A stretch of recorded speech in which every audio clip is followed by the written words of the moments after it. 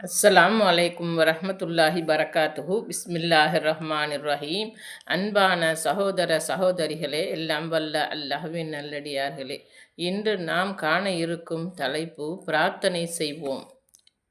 உணவும் உடையும் ஹலாலாக இருத்தல். பிரார்த்தனை செய்யக்கூடியவன் உணவும் உடையும் பானமும் ஹலாலான முறையில் இருக்க வேண்டும். பிறரை ஏமாற்றியோ அல்லது மோசடி செய்தோ அடுத்தவர்களின் பொருட்களை அபகரித்தோ அல்லது வட்டி பணத்திலோ வாங்கிய உணவு மற்றும் உடைகள் பயன்படுத்தி கொண்டு ஒருவன் பிரார்த்தித்தால் அந்த பிரார்த்தனை ஏற்றுக்கொள்ளப்படாது. அல்லாஹ்வின் தூதர் ஸல்லல்லாஹு அலைஹி வஸல்லம் அவர்கள் கூறினார்கள், அல்லாஹ் தூய்மையானவன், தூய்மையானதைத் தவிர வேறு எதையும் அவன் ஏற்றுக்கொள்ள மாட்டான்.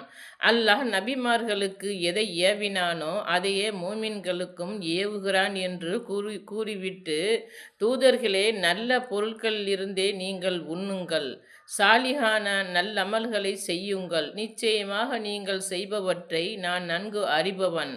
அல் குர்ஆன் அத்தியாயம் 23 வசனம் 51.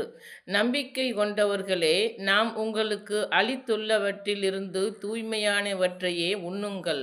நீங்கள் அல்லாஹ்வையே வணங்குபவர்களாக இருப்பின் அல்லாஹ்வுக்கு நன்றி செலுத்தி வாருங்கள். அல் குர்ஆன் அத்தியாயம் 2 வசனம் 172 ஆகிய வசனங்களை ஓதி காட்டினார்கள். பின்பு ஒரு மனிதரை பற்றி குறிப்பிட்டார்கள்.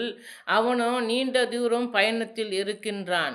அவனுடைய தலை புழுதி படிந்து பரட்டையாக இருக்கின்றது. அவன் வானத்தின்பால் கைகளை உயர்த்தி எனது இறைவனே, எனது இறைவனே என்று அழைக்கின்றான். அவனது ஆடை, அவனது உணவு, அவனது குடிப்பு ஆகிய அனைத்தும் ஹராமாக இருக்கின்றது. அவனே ஹராமில் மூழ்கிவிட்டான். இந்த நிலையில் அவனது துஆ எவ்வாறு ஏற்றுக்கொள்ளப்படும் என்று நபி ஸல்லல்லாஹு அலைஹி வஸல்லம் அவர்கள் கூறினார்கள். அறிவிப்பவர் அபூ ஹுரைரா ரலியல்லாஹு அன்ஹு. நூல் முஸ்லிம் 1844. இந்த ஒழுங்குமுறைகளை அனைத்தையும் ஒருவர் கடைபிடித்து பிரார்த்தனை செய்கிறார், இருந்தும் அவரது பிரார்த்தனை அங்கீகரிக்கப்படவில்லை என்றால் அதனால் அவர் நம்பிக்கை இழந்துவிடக் கூடாது. தமது பிரார்த்தனையை இறைவன் ஏற்றுக்கொள்ளவில்லை என்று எண்ணிவிடக் கூடாது. இறைவன் தன் அடியார்கள் மீது மிகவும் கருணையுள்ளவன். அந்த அடியான் வெளி தோற்றத்தை அவனுடைய அறியாமையினால் தனக்கு தீங்கு தரக்கூடியதை கேட்பான். உதாரணமாக, தனக்கு நிறைய செல்வம் வேண்டும் என்று பிரார்த்தனை செய்வான். ஆனால் அந்த செல்வம் அவனை இறை நிராகரிப்புக்கு இழுத்துச் செல்லும் என்றிருந்தால் அதை கொடுக்காமல் அதைவிட சிறந்ததை இறைவன்